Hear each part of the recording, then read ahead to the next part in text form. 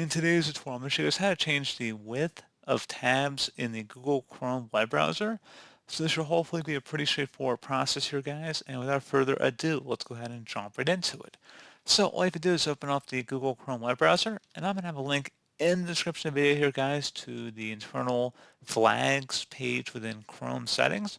You can also alternatively access this by just typing in Chrome and then a colon // flags and then another / at the end, and you want to hit enter. In the search flags field, you want to type in tab scrolling versus enable tab strip to scroll left and right when full.